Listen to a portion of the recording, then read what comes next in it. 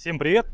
Вот и наступила весна, и многие из вас, наверное, уже начинают выбирать себе либо первый автомобиль, либо автомобиль на смену приорке. Как раз самый сезон, самый пик. Для вас я и подготовил данный видос, потому что сегодня мы будем знакомиться, пожалуй, с самым интересным автомобилем в своем сегменте. Это B-класс Skoda Rapid.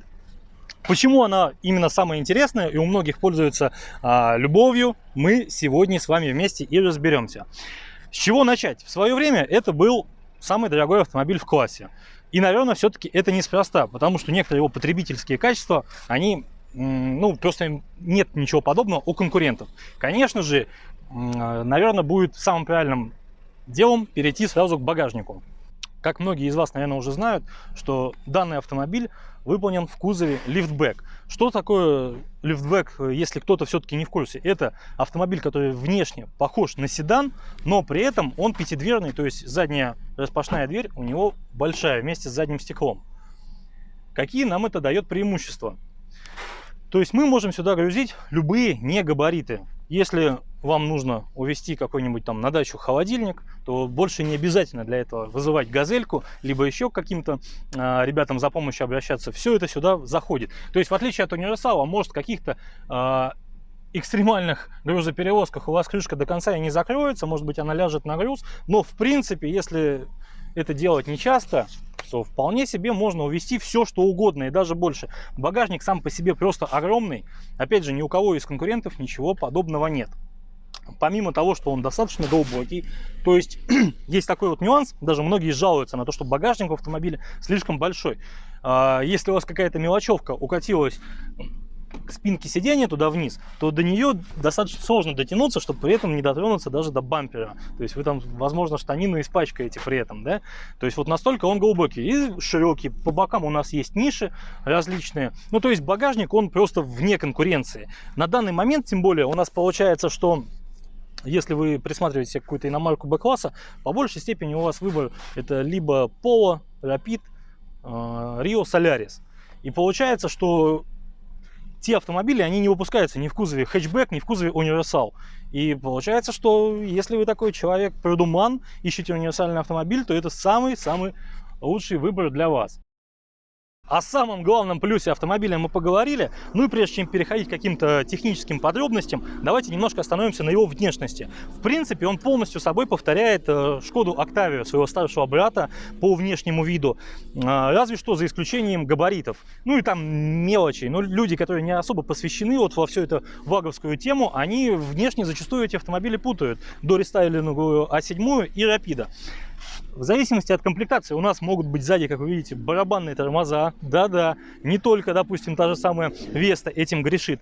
Но, опять же, в зависимости от комплектации машины могут сильно отличаться, в том числе и по оптике. Вот мы видим, что в данном случае у нас установлены линзованные фары с такими дневными ходовыми огнями, которые в свое время выполняют еще и функцию поворотов.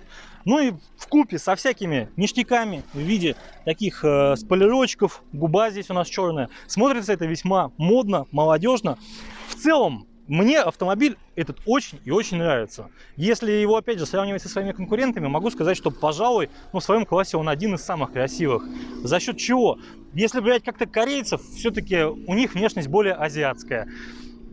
Опять же, даже если брать новый Rapid, который вышел в 2020 году, то внешность там такая, скажем так, спорная в некоторых моментах. Здесь видно, что это европейский автомобиль, что это ВАГ.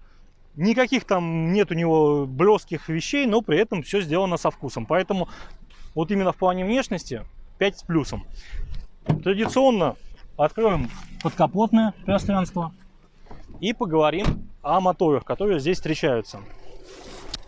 Здесь, как видите, нас встречает такое бюджетное решение, кочерга. Ничего страшного, на самом деле не это главное под капотом. В данном случае мотор у нас 1.6 на 90 лошадей. В принципе, как многие ваговоды любят это делать, он легко чипуется и становится таким же, как и на 110 сил, а может даже немного больше. Какие у него есть основные такие тонкости и нюансы эксплуатации? Эти моторы, они в принципе за все свое время установки и на Polo, и на Rapid, они всегда немного подъедали масло. То есть с одной стороны двигатель у нас, казалось бы, без наддува, самый обычный атмосферный, который десятки лет уже ВАК делает, но вот все-таки с масложором у них есть такие нюансы. В основном он небольшой, то есть где-то порядка там 50-100 грамм на 1000 километров. И если вы меняете масло по моточасам и заливаете верхний уровень, то за свои там 7000 километров, скорее всего, вам не придется сюда ничего подливать. Ну а если вы там ездите на масле по 15 тысяч, все делаете правильно, в лучших традициях, и при этом любите держать уровень где-то на середине, не забывайте о том, что он у вас, уровень может уйти. То есть периодически за ним нужно следить и его подливать. Это первый нюанс. Во всем остальном мотор достаточно надежный. У таксистов они ходят много сотен тысяч километров. И в отличие от того же Volkswagen Polo, здесь есть такой нюанс. Первые полики, они даже на небольшом там пробеге, в районе там 80 тысяч, там 120, начинали греметь поршнями. То есть такой был у них момент. Они с этим грохотом долго ездили, в отличие от корейцев. Если кореец загремел поршнями, то это все уже... Готовьте бабки. Нет, они ездили долго, но гремели, особенно на холодную. Здесь Rapid'ом уже достался усовершенствованный мотор. Он никогда не славился тем, что гремит поршневой. Это такой приятный бонус и момент для тех, кто выбирает себе Rapid. В 2015 году у них была смена поколения. Они ушли от цепных двигателей, именно атмосферных, и перешли на бензиновые. Но в принципе, какой бы вариант вы ни выбрали, если он с относительно честным пробегом и не ушатанный, оба мотора хороши и ходят достаточно долго. Также внимание заслуживает двигатель 1.4. К сожалению, насколько я помню, он у нас только с DSG поставляется, и это для многих будет, несомненно, большим минусом, но сам по себе двигатель очень интересный. Опять же, он вам дает такие возможности, которые в этом классе никакой автомобиль вам не даст. Тот же самый чип-тюнинг, там 150 сил, 170 сил, легко с него снимаются при должном обращении. Все это весьма и весьма неплохо ходит, потому что, опять же, Rapid'ом двигатель 1.4 достался уже доработанный. И весьма веселый вариант, весьма он хорош для обгонов на трассе тех же самых. По DSG оно тоже, кстати, Rapid'у, можно сказать, самой последней генерации досталось, с двумя сцеплениями, уже лишенная многих недостатков, но средний ресурс по сцеплениям и мехатронику составляет примерно 100-150 тысяч, в зависимости от вашей манеры езды. Все остальное ходит далеко за 200. То есть, вот если вы покупаете автомобиль примерно с таким пробегом на DSG, то просто вам нужно посмотреть обслуживание. Возможно, сцепления и мехатроники уже были поменены. Если нет, то просто заранее готовьте какую-то сумму денег, и ничего страшного в этом нет. Во всем остальном только одни плюсы. Механическая коробка в данном случае 5-ступенчатая. К ней никаких обычно претензий нет, если адекватно ее пользоваться. А автомат айсиновский, который сюда устанавливается, тот тоже уже лишен всех детских болезней, изучен всеми. Единственное, что он любит, это смену масла. Хорошего масла ему нужно давать. И тогда он переживет, соответственно, даже этот двигатель. Хотя, насколько я знаю, в сервисных книжках там вообще не указана смена масла для айсиновского автомата. Это вот все, что касается техники. То есть, в принципе, покупая там автомобиль из-под одного, двух владельцев с честным, понятным пробегом, скорее всего, автомобиль в техническом плане вас не огорчит и не расстроит. Обслуживаем, не забываем, и все будет хорошо. Что касается подвески, основные нарекания у всех пользователей Rapid'а — это стойки и втулки стабилизатора. Такая классическая вещь, она практически на всех автомобилях встречается проблема. С другой стороны, во всем остальном зато подвеска весьма надежная. То есть стойки и втулки стабилизатора, в принципе, можно даже самому поменять. А если обратиться в сервис, то это не такая дорогая процедура.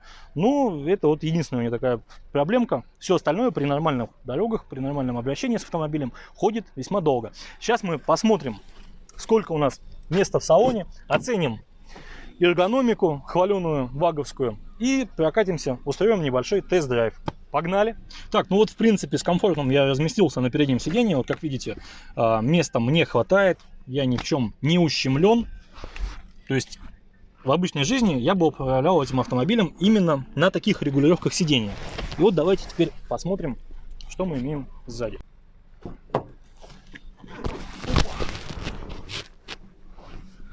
Садимся за собой и видим, что здесь места просто предостаточно. Заслуживает похвалы на самом деле. Из таких нюансов, которые нужно знать, что на самом деле, вот если бы вы были большего роста, чем я, там 1,90 м, например, и решили бы отодвинуться на максимум, то переднее кресло вам бы это не дало настолько сделать, насколько это можно сделать в корейцах. То есть водитель в корейце может отодвинуться намного дальше, если он высокого роста, и при этом оставив совсем уж без места водителей сзади. Такой момент есть, но с другой стороны, если вы там роста 1,80 м, 1,85 м, вам место здесь будет за глаза на переднем сидении. Ну и как вы видите, на заднем тоже все хорошо. Ну что, давайте немножко прокатимся, посмотрим на все ходовые качества данного автомобиля. Пару слов о первых впечатлениях, когда пересаживался в этот автомобиль. Сразу вот мне лично бросились в глаза вот эти крутилки. На самом деле, ну, не ожидаешь что-то подобное увидеть. Я даже не только вот имею в виду в плане их внешнего вида, но вот по тактильным ощущениям. Ощущаются они такими немножко игрушечными, несерьезными. Ручник. Я сразу вижу, что если у вас подлокотник опущен, то где-то там в пробках ручником пользоваться будет, ну, реально, вот так вот, тремя пальцами вот этими. То есть не полным хватом, а закидывая спереди. Есть такой момент. Во всем остальном, ну, не знаю, к чему здесь можно еще придраться. Блок стеклоподъемников, вот в отличие от Весты, он лежит именно там, где он должен лежать. В кармашках я вижу штамповочку передних под бутылки. С этим все очень хорошо. То есть бутылочка куда-то в дорогу, если едете, водички туда поместится нормально. Подстаканники, ну, на мой взгляд, немного маловаты. Как-то в Весте они сделаны получше. Возможно, они, опять же, если какой-то стакан там с колой вы захотите поставить, он будет упираться здесь в кнопки, по высоте не пройдет. С другой стороны, зато здесь такая ниша достаточно удобная, в которой можно там положить либо телефон, либо еще какие-то свои вещи. И в принципе здесь, ну, плюс-минус место им найдется. Точно так же и под ручником такая ниша сделана, что если вы сюда что-то положите, то оно, наверное, никуда отсюда далеко не укатится. Во всем остальном как-то вот, ну, никаких претензий нет. Садишься, все достаточно приятно. Пластик, естественно, жесткий, в отличие от той же Octavia A7. Ну, это и логично. Давайте прокатимся, посмотрим, как она у нас на ходу. Ну, сначала мы начинаем ехать по очень плохой дороге. И чувствуется, что с первых буквально метров машина достаточно жесткая. Если, то есть, как некоторые там любители на 1.4, там, да, сюда устанавливают колеса 17 размера, ну, это только если по идеальной какой-то дороге ездить.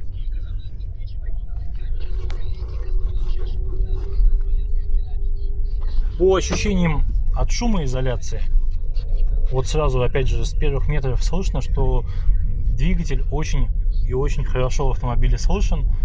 В плане двигателя шумоизоляция слабенькая. Сейчас разгонимся, посмотрим на шины. Но, в отличие, конечно же, от той же моей Весты, вот сел и сразу не хватает воя коробки передач. Вот есть такой момент, что вторая, что третья передача, то есть, да, ты там можешь слушать двигатель, еще какие-то шумы, но коробки как таковой не слышишь. Здесь мы едем уже по другому покрытию.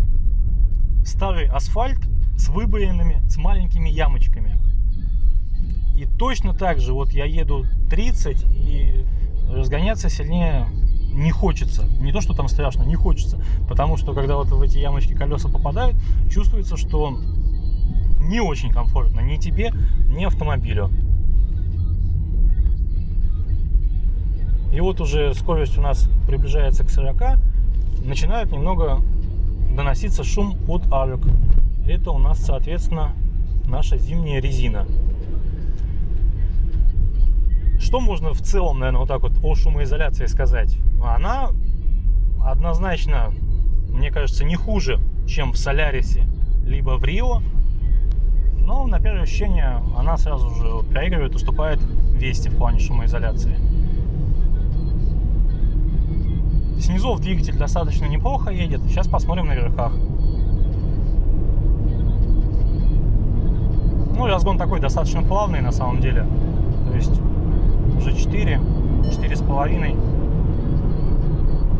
передачи, ну, такие длинные достаточно. Но нет никакого подрыва там ни в середине, ни ближе к верхам. Опять же, лично на мой взгляд, ну, настолько жесткая подвеска, она бы больше пошла двигателю 1.4. Там это понятно, зачем нужно. Здесь же, когда вы ездите на неспешном моторе 1.6, хотелось бы все-таки, большую часть вы, наверное, будете ездить, ну, не быстро, плавненько. Хотелось бы и подвеску помягче иметь. По оборотам 100 км в час, пятая передача, ровно 2500 оборотов. В принципе, для трассы весьма и весьма неплохой вариант. Опять же, многие автомобили с 5-ступенчатой коробкой вам предлагают двигаться на пятой передаче с 3000 оборотов. И по своему опыту могу сказать, что если вы там едете куда-нибудь на море, то это начинает уже вас немножко напрягать через пару часов езды. Особенно если вы хотите ехать чуть быстрее. Ходы переключения передач, мне кажется, чуть побольше, чем на том же Солярисе, но никакого дискомфорта, все включается очень прогнозируемо. Ну вот мы с вами ехали, да, 100, сейчас едем 80. В автомобиле, чтобы разговаривать, нужно там с собеседником, либо еще с кем-то, ну, напрягать немного голосовые связки, погромче говорить. Это вот, пожалуй, единственное замечание. И, как вы можете заметить, сижу я на переднем сидении один,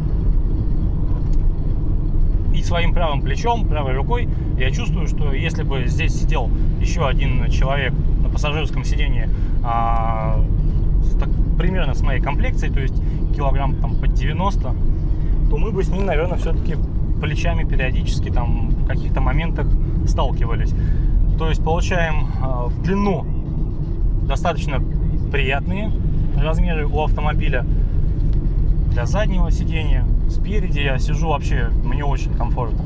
А вот именно по ширине оно чувствуется, что автомобиль узковат.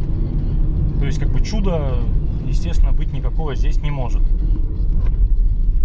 Ваговские тормоза, к ним нужно привыкать. Чуть-чуть дотронулся до педальки, они уже сразу так схватывают очень хорошо. С непривычки можно и клевать первое время. Но в целом автомобиль вызывает исключительно положительные эмоции за свой бюджет.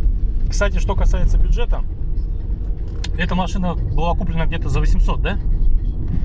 Такой вот интересный момент, что буквально 1,5 года назад, если вы рассматривали себе Rapid там из-под одного владельца, то можно было взять очень хороший вариант, там 1600.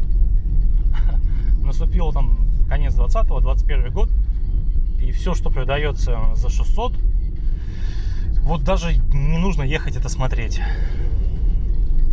То есть нормальные автомобили, они как раз таки будут, к сожалению, ближе к 800. И еще нужно будет очень хорошо и поискать. Предложений на вторичке сейчас не так уж и много. Но я думаю, вы с этим уже и без меня разберетесь. А вот лично мое субъективное мнение, что если присматриваете автомобиль Б-класса, особенно если вы семейный человек, там какие-то вам нужно коляски, вещи периодически перевозить, обязательно присмотритесь к данному автомобилю за свои деньги в своем классе. Это, пожалуй, одно из самых лучших предложений. Всем спасибо за внимание и до скорых встреч!